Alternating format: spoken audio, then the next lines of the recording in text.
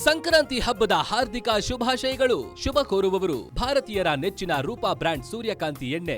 ನಮ್ಮ ಉತ್ಪನ್ನದ ಡಿಸ್ಟ್ರಿಬ್ಯೂಟರ್ಗಳಾಗಲು ಬಯಸಿದ್ರೆ ಈ ಸಂಖ್ಯೆಗೆ ಕರೆ ಮಾಡಿ. ವಾಗರ್ತ ವಿವಾಹ ಸಂಪೃಕ್ತಂ ವಾಗರ್ತ ಪ್ರತಿಪತೆ ಜಗತ ಪಿತರು ಒಂದೇ ಪಾರ್ವತಿ ಪರಮೇಶ್ವರ. ನಮ್ಮ ಮನೆಯ ಆರಾಧ್ಯ ದೇವವಾದ ಶ್ರೀ ಮಂಜುನಾಥ ಸ್ವಾಮಿಯ ಆಶೀರ್ವಾದ ಕೋರ್ತಾ ನಮ್ಮ ಗ್ಯಾರಂಟಿ ವಾಹಿನಿಯ ಪ್ರತಿಯೊಬ್ಬ ವೀಕ್ಷಕರಿಗೂ ಈ ಸಂಕ್ರಾಂತಿ ಶುಭಾಶಯ ಕೋರ್ತಾ ಇದ್ದೀವಿ. ಸೊ ಬಹುಮುಖ್ಯವಾಗಿ ತಾವು ಕೇಳಿದ್ರಿ, ನಮ್ಮ ಅರ್ಚಕರು ಕೂಡ ಹೇಳಿದರು, ಬಹುಮುಖ್ಯವಾಗಿ ಸಂಕ್ರಾಂತಿ ಹಬ್ಬ ಅಂದರೆ ವರ್ಷದ ಪೂರ್ವ ಕಾಲದ ಮೊದಲೇ ಹಬ್ಬ ಅಂತ ಹೇಳ್ತೀವಿ. ಅದರಲ್ಲೂ ಪುರಾತನ ಇತಿಹಾಸ ಇರುವಂಥ ಗವಿ ಗಂಗಾಧರೇಶ್ವರ ಅಂತಂದರೆ ಇಲ್ಲಿ ಒಂದು ಅತ್ಯಂತ ವಿಶೇಷವಾದ ದೇವಸ್ಥಾನ.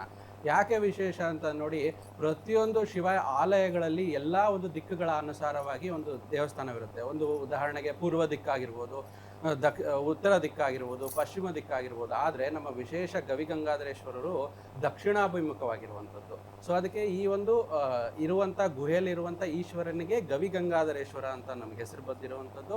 ಅದರಲ್ಲೂ ವಿಶೇಷವಾಗಿ ದಕ್ಷಿಣಾಭಿಮುಖವಾಗಿರೋದ್ರಿಂದ ದಕ್ಷಿಣಾಮೂರ್ತಿ ಅಂತ ಕೂಡ ಪೂಜಿಸಲ್ಪಡುತ್ತೆ. ನಮ್ಮ ವೇದ ಶಾಸ್ತ್ರ ಪುರಾಣದಲ್ಲಿ ಹೇಳಿದಂಗೆ ಋಗ್ವೇದ, ಯಜುರ್ವೇದ, ಸಾಮವೇದ, ಅಥರ್ವವೇದ ಇದರಲ್ಲೆಲ್ಲ ಉಲ್ಲೇಖ ಇರುವಂಥದ್ದು. ಅದನ್ನು ದಕ್ಷಿಣಾಮೂರ್ತಿ ಯಾರಿಗೆ? ಪಾರ್ವತಿ ದೇವಿಗೆ ಕಲಿಸಿರುವಂಥದ್ದು. ಪಾರ್ವತಿ ದೇವಿ ನಂದಿಗೆ ಕಲಿಸಿರುವಂಥದ್ದು.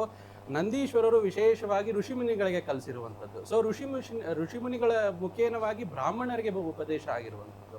ಸೊ ಇದು ಏನು ವಿಶೇಷತೆ ಅಂತಂದರೆ, ಪ್ರತಿಯೊಂದು ಪೂಜೆ ಹೇಗೆ ಮಾಡಬೇಕು, ಶಿವನ ಒಂದು ಕಾನ್ಸೆಪ್ಟ್ ಏನು ನೋಡಿ. ನಾವು ಉದಾಹರಣೆಗೆ ಒಂದು ಆತ್ಮಲಿಂಗ ಕಾನ್ಸೆಪ್ಟ್ ನೋಡಿರ್ಬೋದು. ಅಂದರೆ ಒಂದು ಬ್ರಾಹ್ಮಣ ರೂಪಿ ರಾವಣ ಏನು ಮಾಡ್ತಾನಂತಂದರೆ, ಸಮುದ್ರ ತೀರದಲ್ಲಿ ಹೋಗಿ ಶಿವಲಿಂಗ ತರಕ್ಕೆ ಹೋಗ್ತಾರೆ. ಅದು ಶಿವಲಿಂಗ ಭೂಸ್ಪರ್ಶವಾದಾಗ ಏನಾಗುತ್ತೆ, ಅದು ಅಲ್ಲೇ ಕೂತ್ಕೊಳ್ಳುತ್ತೆ. ಮೋಹಿನಿ ಸ್ವರೂಪವಾಗಿ ಬಂದು ಆ ಶಿವಲಿಂಗದ ಒಂದು ದರ್ಶನ ತಪ್ಪಿಸ್ತಾರೆ. ಇದು ಎಲ್ಲರಿಗೂ ಗೊತ್ತಿರುವಂಥ ಸಾಮಾನ್ಯ ವಿಚಾರ. ಆದರೆ ಈ ಶಿವಲಿಂಗಕ್ಕೆ ಇಲ್ಲಿ ವಿಶೇಷವಾಗಿ ಗವಿಗಂಗಾಧರೇಶ್ವರ ಶಿವಲಿಂಗಕ್ಕೆ ಆತ್ಮಲಿಂಗದ ಒಂದು ಸ್ವರೂಪದಲ್ಲಿರುವಂಥ ಶಿವಲಿಂಗ, ಇದರ ದರ್ಶನ ಮಾಡುವಂಥದ್ದು ಆ ಬಹುಮುಖ್ಯವಾದ ಒಂದು ಬಹಳ ಪುಣ್ಯವಾದ ಕೆಲಸ. ಅದರಲ್ಲೂ ನಮ್ಮ ಅರ್ಚಕರು ಹೇಳ್ದಂಗೆ ತುಂಬ ವಿಶೇಷ ಇವತ್ತು ಸಂಕ್ರಾಂತಿಯ ಪರ್ವಕಾಲ ಅಂತ ಹೇಳ್ತೀವಿ. ಸೊ ಸೂರ್ಯ ಭಗವಾನರು ದಕ್ಷಿಣಾಭಿಮುಖದಿಂದ ಉತ್ತರಾಭಿಮುಖವಾಗಿ ಚಲನೆ ಮಾಡುವಂಥದ್ದು. ನೋಡಿ, ಉತ್ತರ ಎಲ್ಲರಿಗೂ ಗೊತ್ತು. ಎಲ್ಲರೂ ಹೇಳ್ತಿರ್ತಾರೆ ಸಾಮಾನ್ಯವಾಗಿ, ಯಾಕೆ ಪಥ ಬದಲಾವಣೆ ಅಂತ. ನೋಡಿ, ಪಥ ಬದಲಾವಣೆ ಮಹತ್ವ ಏನು ಅಂತಂದರೆ, ದಕ್ಷಿಣದಲ್ಲಿ ಬರುವಂಥ ಕಾಲ ಯಾವುದು? ನಮಗೆ ಜುಲೈಯಿಂದ ಡಿಸೆಂಬರು ಅಥವಾ ಜನವರಿ 14ರ ತಾರೀಕುವರೆಗೆ ಬರುತ್ತೆ. ಸೊ ಆವಾಗ ಸೂರ್ಯ ಅಷ್ಟೊಂದು ಪವರ್ಫುಲ್ ಆಗಿರೋದಿಲ್ಲ. ಆದರೆ ಬರುವಂಥ ಈ ಒಂದು ಪರ್ವಕಾಲದಲ್ಲಿ ಸೂರ್ಯ ಉತ್ತರಾಭಿಮುಖವಾಗಿ ಗೋಚರವಾದಾಗ ಮಕರ ಸಂಕ್ರಮಣವಾಗುತ್ತೆ. ಜೀವನದಲ್ಲಿರುವಂಥ ಎಲ್ಲ ಕಷ್ಟ ಕಾರ್ಪಣ್ಯಗಳು ದೂರವಾಗಿ ಅದಕ್ಕೆ ಸರಿಯಾದ ಸೂಕ್ತವಾದ ಉತ್ತರಗಳು ಸಿಗ್ತಾ ಹೋಗುತ್ತೆ.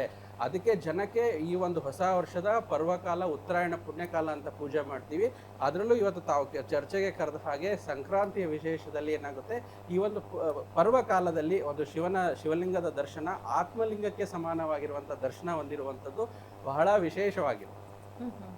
ಸೊ ಇವತ್ತಿನ ದಿನ ದರ್ಶನ ಪಡೆದವ್ರಿಗೆ ಯಾವೆಲ್ಲ ಫಲಾನುಫಲ ಸಿಗುತ್ತೆ? ಒಂದು ವಿಚಾರವನ್ನು ನಾವು ಅರ್ಥ ಮಾಡ್ಕೊಳ್ಬೇಕಾಗ್ತದೆ. ಯಾಕೆ ಅಂತಂದರೆ, ಈ ಪಾವಿತ್ರತೆಯ ದಿನ ಅಂತ ತೆಗೆದುಕೊಂಡಾಗ ನಾವು ಮಹಾಭಾರತಕ್ಕೆ ಹೋಗಬೇಕಾಗ್ತದೆ. ಈ ದಕ್ಷಿಣಾಯನ ಕಾಲದಲ್ಲಿ ಮಹಾಭಾರತದಲ್ಲಿ ಭೀಷ್ಮ ಮಹಾರಾಜರು ಹತರಾದಾಗ ಮೈ ತುಂಬ ಬಾಣಗಳು ಒಕ್ಕಿದ್ದರೂ ಸಹ ಸುಮಾರು ದಿನಗಳ ಕಾಲ ಉತ್ತರಾಯಣದ ಪುಣ್ಯಕಾಲಕ್ಕೋಸ್ಕರವಾಗಿ ಕಾಯ್ತಾ ಇರ್ತಾರೆ. ಇಂತಹ ಉತ್ತರಾಯಣ ಪುಣ್ಯಕಾಲ ಬಂದ ನಂತರದಲ್ಲಿ ಅವರು ಮರಣವನ್ನು ಹೊಂದ್ತಾರೆ. ಅಂದರೆ ಅಲ್ಲಿವರೆಗೂ ಅವರು ಕಾದರು ಅಂತಂದರೆ ಏನಕ್ಕಾಗಿ ಅಂದರೆ, ಇದು ಪಾವಿತ್ರತೆಯ ದಿನಗಳು ಬರಲಿ ಅಂತ. ಉತ್ತರಾಯಣ ಬಂತು ಅಂತಂದರೆ ಅದಕ್ಕೆ ಉತ್ತಮವಾದಂಥ ಪಾವಿತ್ರತೆ ಜೊತೆಯಲ್ಲಿ ವಿಶೇಷವಾದಂತಹ ಭಗವಂತನ ಔಪಾಸನೆಗೆ ಅತ್ಯಂತ ಶ್ರೇಷ್ಠವಾದಂತಹ ಕಾಲಘಟ್ಟ ಅಂತ ಹೇಳ್ಬೋದು ಉತ್ತರಾಯಣ ಪುಣ್ಯಕಾಲಗಳು. ನೀವು ಯಾವುದೇ ಒಂದು ದೇವಾಲಯದ ಪ್ರತಿಷ್ಠಾಪನೆಗಳಿಂದ ಹಿಡಿದು ಯಾವುದೇ ಮುಹೂರ್ತಗಳನ್ನು ಹುಡುಕಬೇಕು ಅಂತಂದ್ರೂ ನಾವು ಸಹ ಮೊದಲು ಉತ್ತರಾಯಣ ಪುಣ್ಯಕಾಲಗಳು ಬರಲಿ ಅಂತ ಕಾಯ್ತಾ ಇರ್ತೀವಿ. ಉತ್ತರಾಯಣ ಬಂತು ಅಂತ ಅಂದರೆ ಅಲ್ಲಿ ಆ ದಿನಗಳು ನೋಡಿ, ವಿಶೇಷವಾಗಿ ನಮ್ಮ ಸ್ನೇಹಿತರು ಹೇಳಿದ ಹಾಗೆ ಈಗ ಆರಂಭವಾದರೆ ಜನವರಿ 14ನೇ ತಾರೀಕು ಆರಂಭವಾದರೆ ಉತ್ತರಾಯಣದ ಪುಣ್ಯಕಾಲ ಜುಲೈವರೆಗೂ ಇರುತ್ತೆ.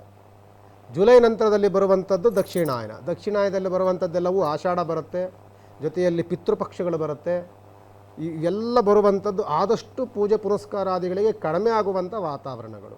ಆದರೆ ಉತ್ತರಾಯಣ ಪುಣ್ಯಕಾಲಗಳು ಬಂತು ಅಂತಂದರೆ ಮನೆಗಳಲ್ಲಿ ಹೇರಳವಾದಂಥ ಶುಭ ಕಾರ್ಯಗಳಾಗ್ತಿರ್ತದೆ. ಮದುವೆ ಮುಂಜಿಗಳಾಗುವಂಥದ್ದು, ಗೃಹ ಪ್ರವೇಶಗಳಾಗುವಂಥದ್ದು, ಯಾವುದಾದ್ರೂ ದೇವಸ್ಥಾನಗಳ ಜೀರ್ಣೋದ್ಧಾರಗಳಾಗುವಂಥದ್ದು, ಇವೆಲ್ಲವೂ ಸಹ ನಡೆಯುವಂಥದ್ದು ಉತ್ತರಾಯಣದ ಪುಣ್ಯಕಾಲಗಳಲ್ಲಿ. ಇದಕ್ಕೋಸ್ಕರವಾಗಿ ಉತ್ತರಾಯಣದ ಪುಣ್ಯಕಾಲ, ಇದು ಕೇಳುವಂಥದ್ದು ಉತ್ತರಾಯಣದ ಪುಣ್ಯಕಾಲ ಅಂತಲೇ ನಾವು ಹೇಳ್ತಿರ್ತೀವಿ. 6 ತಿಂಗಳ ಕಾಲದ ವರೆಗೂ ಸಹ ಉತ್ತರಾಯಣದ ಪುಣ್ಯಕಾಲ ಮಹಾವಿಷ್ಣುವಿನ ಔಪಾಸನೆಗೆ ಅತ್ಯಂತ ಶ್ರೇಷ್ಠವಾಗಿರುವಂಥ ಕಾಲಘಟ್ಟಗಳು ಇವೆಲ್ಲವೂ ಸಹ.